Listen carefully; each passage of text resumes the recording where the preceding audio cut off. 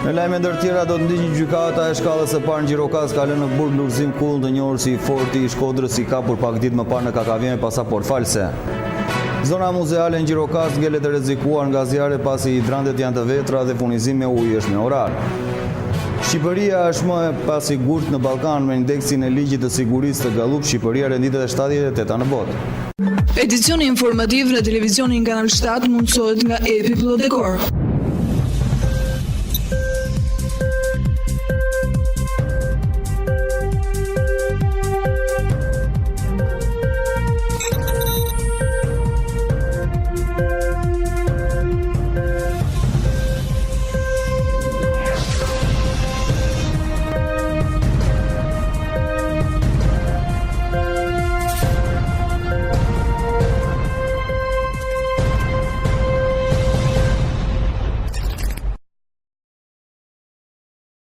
Ju përshëndes të nderuar teleshikues televizionit Kanal 7 në edicionin informativ.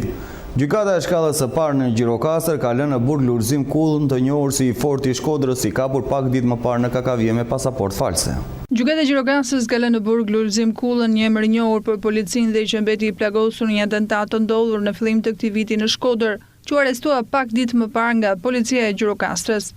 Ndërkohë që sot avokati i tij kërkoi një masë më të lehtë pasi sipas tij kulla e kishte marrë në mënyrë të pavullnetshme pasaportën false, por prokurori Erben Pasho i ka nxjerrë një dënim me 12 vite burg të kullës në bershat e Italisë për trafik droge dhe krim të organizatave kriminale. Sipas informacioneve nga policia, ai rezulton se ka vuajtur vetëm 3 vite burg në Itali, ndërsa ishte në kërkim nga shteti fqinj. Biznesmeni 43 vjeçar u ndalua në pikën kufitare të KKV-s vetëm pak ditë më parë në tentativë për të kaluar drejt Greqisë me pasaport false.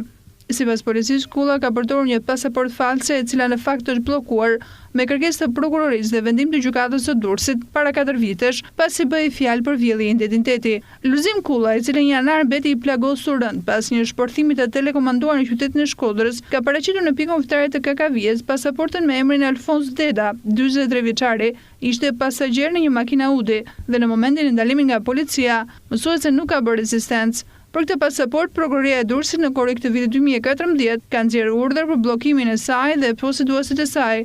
Lulëzim kulla rezulton se në Korrik të vitit 2014 është pajisur me një pasaport me të dhëna të falsifikuara. 43 vjeçari ka aplikuar me shenjat e gishtinjve dhe fotografinë e tij por me emrin Alfons Deda për pasaport në Durrës, duke përdorur kështu identitetin e një personi tjetër. Pasi kulla ka tërhequr pasaportën nga verifikimet e kryera, ka rezultuar se të dhënat e tij nuk përkojnë me identitetin e dhënë. Për këtë arsye, prokuroria e Durrësit lëshoi urdhër në Korrik të vitit 2014 për bllokimin e kësaj pasaporte në të gjitha pikat e kalimit. Kulla u në qendër të vëmendjes së publikut në janar të këtij viti, kur u bë objekt i një atentate me triton në qytetin e Shkodrës. Rreth 500 gram C4 u vendos në një motocikletë të parkuar afër furrës stradës së tij, ndërsa shpërthimi shkaktoi djegjen e 25% të trupit. Në atë kohë, kulla deklaroi për policinë se nuk i njihte autorin dhe nuk kishte dyshime se kush mund ta kishte vendosur tritolin. Ai njihet dhe për shkak të kaluarës së tij pasi emri i tij lidhet me disa ngjarje kriminale, por që në fund nuk është dënuar. 43 vjeçari ka pasur dalje të rralla, ndërsa tentoi të kalonte kufir me identitet të rem. Kulla njihet ndryshe si i Forti i Shkodrës, si kreu një grupi kriminal që prej vitesh nënshtron tregtarët në Shkodër, duke vendosur tarifë të përmuajshme për garantimin e objekteve tregtare. 43 vjeçari njihet si person i dhunshëm dhe se ka detyruar shumë biznesmen që të mbyllin aktivitetin e tyre, madje shumë të tjerë janë detyruar të largohen nga qyteti i Shkodrës. Kulla akuzohet se ka marrë pjesë në torturimin e deri në vdekje të një prej tregtarëve që nuk ishte bindur diktatit të tij. Bëhet fjalë për një tregtar që merrei me shitjen e gazit, për vdekjen e të cilit nuk pati asnjë autor. 43 vjeçari është nga të arrestuarit për kultivim kanabisi në zonën e Dukaqinit, edhe pse konsiderohej se një prej organizatorëve për kultivimin e një sasie të madhe të bimeve narkotike. Ai u la i lirë për vetëm 6 muaj. Në operacionet dytor të gushtit 2016 u zbuluan mbi 40 parcela me kanabis me mbi 10.000 rënj, ndonse policia arrestoi shumë persona të angëzuar si organizatorë të kultivimit të bimëve, mes të cilëve ishte dhe Lulëzim kulla. Shumë prej tyre u lanë të lirë për mungesë provash. Zona muzeale në Gjirokastër ngelet e rrezikuar nga zjarr pasi hidrantet e vjetra dhe furnizimi me ujë është me orar. Zona muzeale në qytetin e Gjirokastër funksionon ende me hidrante të vjetra dhe me ujë me orar. Sipas kreut të MNZ-s në Gjirokastër, Kujtim Bishka, zona muzeale nuk është pjesë e ujësjellësit të ri dhe si pasojë paraqet probleme serioze në hidrante të vjetra, por dhe në furnizimin me ujë. Po sipas tij në zonën muzeale është i nevojshëm dhe një automjet që i përshtatet infrastrukturës së kësaj zone, në mënyrë që në rast të zjarrit shtëpit karakteristike të shpëtohen në kohë. Për sa i përket hidranteve në bashkinë Gjirokastër dhe në qytetin e Gjirokastës, numri i hidranteve është i konsiderueshëm, sepse ndërtimi i ujësjesit të ri bëri që të ndërtohen rreth 30 hidrante të madhësive të ndryshme nga 180, 60, të cilët kryen funksione shumë të mirë për furnizimin e automjeteve zjarfikse, por edhe për të shuar zjarr në momentet e para, nëse duhet të kenë mjete. Ato janë vendosur në pika kyçe në vende në objekte të rëndësishme, të cilat mund t'i përdorësh edhe pa ardhur shërbimi zjarfikës. Megjithatë, në zonën muzeale të qytetit vazhdojnë të jenë ata hidrantet e vjetër të cilët janë pothuajse jashtë funksionit.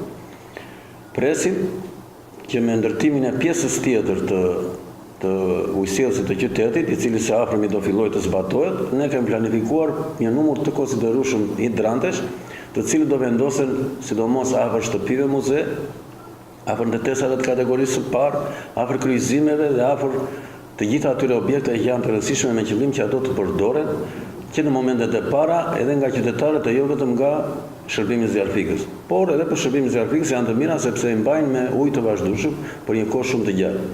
Presioni i ujit në ujësjesin e Gjirokastës, i riu për pjesën që është ndërtuar, ka një presion shumë atmosferë që pothuajse të i kalon edhe forcën e pompave të automjeteve zjarfikse. Kështu që janë në gjendje të mirë pune, hidrantet e reja dhe janë shumë funksional. Megjithatë kemi një problem me ndërtuesit që ndërtuan ujësjesin e ri, për arsye sepse që ta marrësh nga hidranti ujin dhe ta çosh në objektin e dur ose në automjetin zjarfiks, duhet një shpërndarës. Ai shpërndarësi duhet që ta bjerë firma me qëllim që ne të kemi mundësi ta marrim ujin nga hidranti, se pa shpërndarës nuk mund ta marrësh dot. Quhen shpërndarës hidrantesh. Ata mungojnë, por ne kemi i kemi vetë si shërbim zjarfikës, që do t'i përdorim ata, por na mungon fi 100 mm, të cilën ne i kemi kërkuar atyre. Ata janë detyruar që t'i bëjnë të gjitha llojet e hidranteve, t'i bëjnë shpërndarësit gati, me qëllim që të kesh mundësi ta marrësh ujin nga hidranti ta çosh në objekt. Janë hidrantet gjithmonë të furnizuar me ujë? Në ujësjelsin e ri janë 24 orë të furnizuar me ujë dhe me impresion të mirë atmosferik. Në ujësjelsin e ri që mulon që nga Valareja deri në Zinxhira. 87-orin me disa lagje të qytetit. Nësa pjesa e lartme vazhdon të jetë me të vjetrin. Me të vjetrin ka në një hidrant modeli vjetër që është funksionar. Megjithatë, ne në zonën muzeale kemi kapacitete që të çojmë makina autobotë që furnizojnë. Bile ne kemi marrë masa në bashkëpunim edhe me UNICEF-in, që duke shfrytëzuar traditën e puseve të banesave të Gjirokastës, është ndërtuar një zjarfikës model, hidrant zjarfikës model, në lagjen Palorto, kërkon investime, duke shfrytëzuar pusi është plot me ujë, disa metra kub, edhe ajo ka pompën zjarfikse, kanë montuar pompën zjarfikse me tubacion me hese, të cilat në momentet e para nëse bie zjarr në këtë shtëpi që është shtëpi e kategorisë parë, me njëri zoti i shtëpisë vepron me ujë dhe e shuan zjarrin pavarësisht shërbimit zjarfikës, dhe nëse merr përmasa zjarri, detyrimisht do vëj shërbimi zjarfikës. Por e ka, domethënë zjarfiksen e ka në shtëpi. Në qytetin e Gjirokastës këtë muaj u zhvillua edhe një trajnim nga UNESCO, nga Ministria e Kulturës, vetëm për menaxhimin e emergjencave në zonën muzeale të qytetit Gjirokastër. Atje merrin pjesë edhe nga Evropa Juglindore, edhe nga Shqipëria, merrin pjesë edhe ne si shërbim zjarfikës, një përfaqësues i jonë. Dhe atje u trajnuan problemet dhe çështje të tilla për si mund ta mbrojmë zonën muzeale të qytetit nga zjarret, por edhe nga emergjencat e tjera.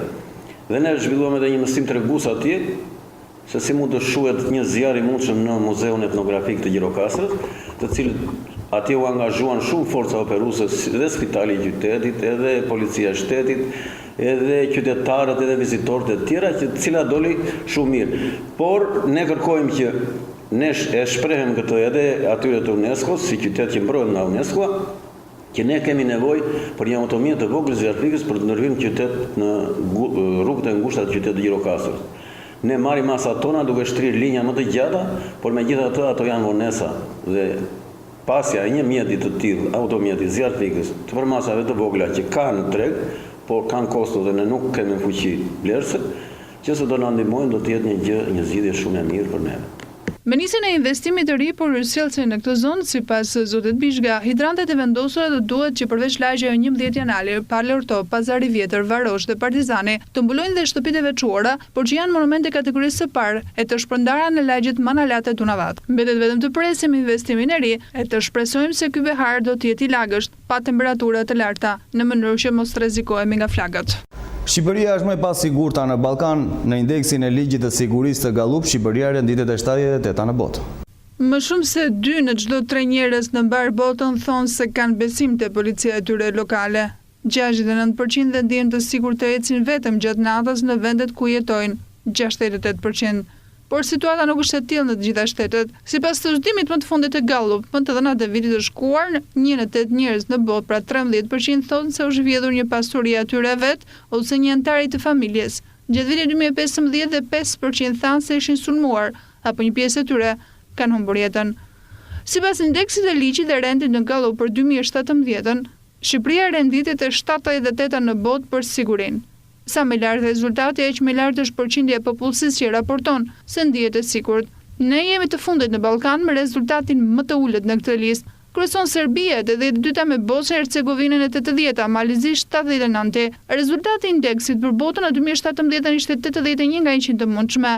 86 vende shënuan rezultate më të ulta se kjo mesatare sipas raportit. Vendet që shënuan më të larta, më të ulta në indeks mbeten të pandryshuara që nga viti 2016. Shifrat në mbar botën tregon për 97 në Singapur, që kryeson listën si më i sigurti, dhe më të ultën në 44 në Venezuelë.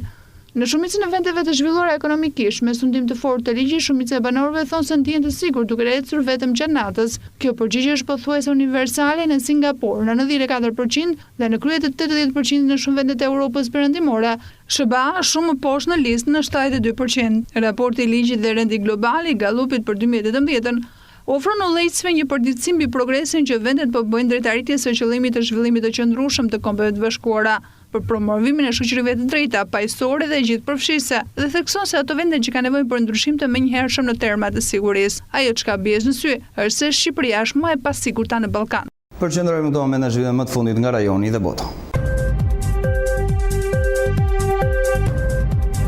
Autoritetet greke konfirmojnë se numri i viktimave nga zjarret ka shkuar në 84, gjatë së mërkurës u identifikuan 61 prej tyre, ndërkohë ende nuk ka informacione për 2 shqiptarët që u shpallën të zhdukura. Bilanci paraprak flet për më shumë se 6.000 prona të dëmtuara, nga të cilës 720 banesa janë shpallur pa banueshme dhe të rrezikshme për të strehuar. Në total janë 1000 shtëpi, dyqane dhe magazinat shkatruar plotësisht. Qeveria greke njofton se do të krijojë lehtësi fiskale për të prekur nga zjarre, ndërsa në ditë e ardhshme do të parashtrojë një plan rimëkëmbje të zonës. Ndërkohë skuadrat e shpëtimit po shkojnë deri më der në kërkim të trupave dhe ku nuk është për çudi që bilanci viktimave të rindë akoma më shumë, pasi një numër i madh personash konsiderohen ende të zhdukur. Në mesin e viktimave ka gjendë një shqiptar Nika Leka me origjinë nga Leshnice Saran, se martuar nga një shtetas grek. 3 shqiptarë mes tyre 2 fëmijë u lënduan nga zjarret dhe ushtruan në spital, por gjendja e tyre shëndetësore është e mirë.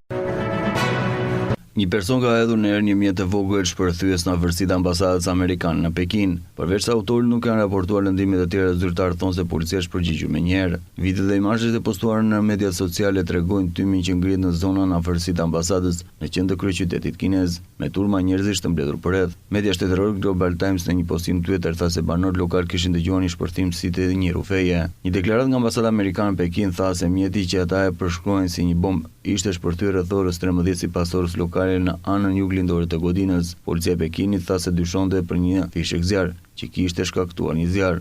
Autori ishte lënduar në duart e tij gjatë incidentit, por nuk është në rrezik për jetën dhe është dërguar menjëherë në spital. Policia ka identifikuar atë, thosë se ka nga në provincën e Mongolisë. Gazetari BBC-s në Pekin thosë se aktiviteti normal ka rifilluar në zonë përreth ambasadës, me njerëz në radhë për aplikime për viza.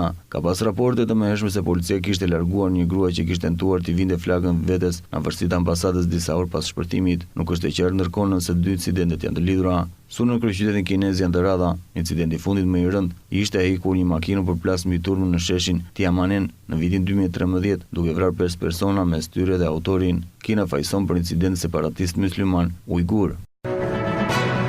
Japonia ka ekzekutuar antarët e mbetur të kultit që qëndron pas një vdekje prurës me gasarin në metron e Tokios në vitin 1995. 6 persona ishin antarë të fundit të kultit Aum Shinkiro në pritje dënimi me vdekje dhe u ekzekutuan të njëjtën. 7 persona të tjerë përgjegjës për sulm përfshirë liderin e kultit Shoko Asaraha, u ekzekutuan me herët të muaj. Sulmi me gasarin, incident terrorist më i rënd në Japoni, mori jetën 13 persona dhe lëndoi mijëra të tjerë. Kulti u akuzua për disa vrasje të tjera dhe insultë më pas me gasarin 1994, në cilin kishin humbur jetën 8 persona dhe ishin lënduar 600 të tjerë. Mes të ekzekutuarve të së ishin rekrut dhe antar të kultit që kishin përhapur gasarin në vagonat e metros. Ekzekutimi të 12 pjesëtarë të kultit përfshirë në sulm, si dhe i liderit të tyre është hyrë derisa apelet e fundit përfunduan. Në 20 mars 1995 antarët e kultit çliruan gaz në zarin metron në kryeqytetit japonez. Gazi toksik goditi viktima në çështje sekondash, duke bërë që disa të mbyteshin dhe të tjerë të verboheshin apo paralizoheshin. 13 vet humbën jetën. Drejtuesi i kultit besohet se është i fundi i botës po vinte dhe ata që nuk ishin pjesë e sektit do të shkonin në fer nëse nuk vriteshin prej vet antarëve. Në muajin e vijim pjesëtarët e tjerë të kultit bën disa përpjekje dështuara për të derdhur cianid hidrogjen në disa stacione metroje. Në fjalën e tij para gazetarëve në Berlin në sallën ku zakonisht japin konferenca për shtyp ministra apo kryeminist Charles Pegmund nuk i kurseu lëvdatat për Gjermaninë ku po qëndron prej 4 muajsh. Ai madje falenderoi dhe rojtë e burgut në Münster, sepse ata e kishin trajtuar me respekt. Pas shpalljes së referendum pavarësinë e Katalunjës nga Spanja si antikushtetues, Pegmund u largua për në Bruksel, më pas shkoi në Finland, pastaj ndalni marrën në fund në Gjermani, ku arrestua për shkak të urdhërarës nga Spanja. Pas konfliktesh të gjata ligjor midis Gjermanisë dhe Spanjës, gjykata e lartë rajonale në Schengen në veri të Gjermanisë lejoi ekstradimin e tij vetëm për dyshime për përdorim fondesh, por kjo nuk ishte mjaftueshme për autoritetet spanjolle të cilët dëshirojnë ta padisë Pegmund për rebelim në këto kushte. Gjykata e lartë e Madridit hoqi dorë nga ekstradimi. Në fjalë tjera, para kosa Pegmund nuk hyn në tokën spanjolle, është i sigurt nga ndjekja ligjore. Pegmund do të shkojë së shpejti në Bruksel, por çfarë do të bëj atje? Unë do të rfilloj veprimtarinë time politike. Kam një mandat nga qeveria ime. Çfarë do thotë kjo? Nuk është shumë e qartë. Pegmund thotë se është gjithashtu i hapur bisedime për fajsuesit e Spanjës. Konflikti Katalanjës me Spanjës në fund është shqetësuar disi. Kryeministri i ri socialist Pedro Sánchez ka nisur kohët e fundit negociata me llojisin rajonal separatist ku imi Tora. Tora vazhdon të konsiderojë Pegmund si president të ligjshëm rajonal dhe këmbgul për drejtat e vetëvendosjes në Katalunjë. Megjithatë, Pegmund një herë e mirë nuk mund të kthehet në Spanjë, sepse sipas ligjit spanjoll vepra penale e rebelimit për të cilin parashikon dënim me heqje lirie deri në 30 vjet, konsiderohet e pashkruar vetëm pasi të paktën 20 vitesh. Duke në pas zhvillime nga rajon dhe bota, përqendrohemi sërish me informacion. Në vend, ekipi luftëtar pas dështimit në Europa League është duke përgatitur për sezonin e ri me syt nga merkatoja. Teksa luftëtarë në drejtimin e dyshet slovene Kostis Bonjitovç vijon përgatitjet verore stafi që rrethon dyshen Gjirokas 37 në sun për kompletim në formacion bluzim me lojtarët kolektiv. Pas këmbguljes së drejtuesit teknik luftëtari më së fundi ka rëmbyer Besës sulmuesin Beratas Ardi Toshafi. 19-vjeçari ka gjetur përfundimisht akordin me drejtuesit e Besës dhe prej 2 ditësh është në urdhër trajner Kostić, por mungesa e përvojës së Oshafit në superiore ka vënë në lëvizje njerëz dhe merkatos e luftari për të afruar një tjetër sulmues pyk. Jo vetëm kaq, por dhe largimi i mundshëm i sulmuesit 36 vjeçar Mario Gurma është arsye më shumë për të afruar në ekip zvendësuesin e Vasil Shkurtajt. Një nga lojtarët që spikati me Gjirokasit ishte edhe Eduard Roca, në drejtim të cilit nuk kanë munguar ofertat. Shkëndijat e Tofës ka bërë një ofertë pak kohë më parë, pranë zyrat e klub bluezi për këtë të fundit kanë refuzuar. Megjithatë, tetovarët nuk janë të rrequr dhe janë rikthyer sërish pistës për të bërë detyrin me sfushorin, por në klubin Gjirokastrit janë mbytur për të mos e lënë të lirë pa 100.000 euro. Në drejtim në vijim të shihet se si do të shkojnë bisedimet me Spalve. Me sfushor Shkodran, Erion Vuca është dashuria e lindur dhe së fundmi me luftëtarin. Fal paraqitjes pozitive dhe 28 vjeçar Shkodran në Europë, ai është në listën e dëshira drejtuese bluzi, por më parë do të zgjidh kontrata që ai ka me vllaznin. Rikuperimi i plotë i Rocës si dhe afrimi i mundshëm i Shkodranit Vucaj do të jepte të tjera dimensione lojës së luftëtarit në mesfush. Sa ka qenë radhët e luftëtarit nga e marta janë afruar 2 lojtarë korean, të cilët do testojnë nga stafi teknik. Pas operim nga pandesiti, kontingjenti bluezi është bashkuar dhe Ledion Çymeti. Elian Çala është një tjetër lojtar i ardhur nga Terinjt e Partizan që vijon përgatitje me luftëtarin, ndërkohë që skuadra po vazhdon normalisht përgatitjet me 2 seanca në ditë dhe lojtarët po marrin të gjithë ngarkesat nevojshme fizike për të përballuar kampionatin e ardhshëm. Përqendrohemi këto momente tek parashikimi i motit grafik ananje me motin për ditët në vijim.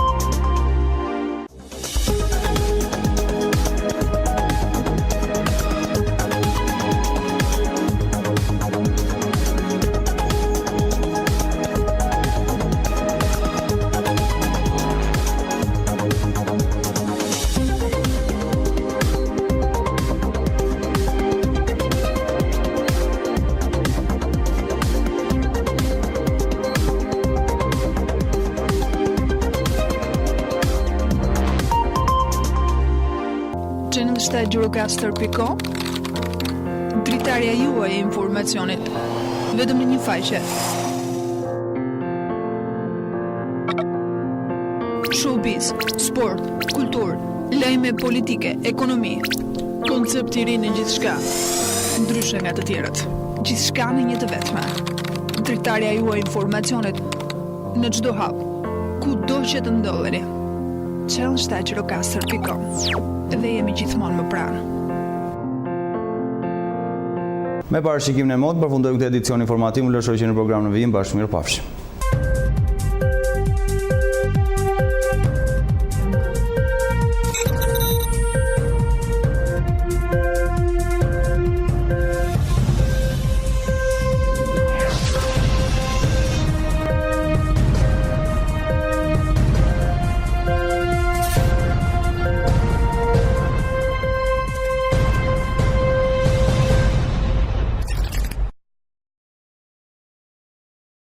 Edicioni informativ në televizionin Kanal 7 mundësohet nga Epi Plot Dekor.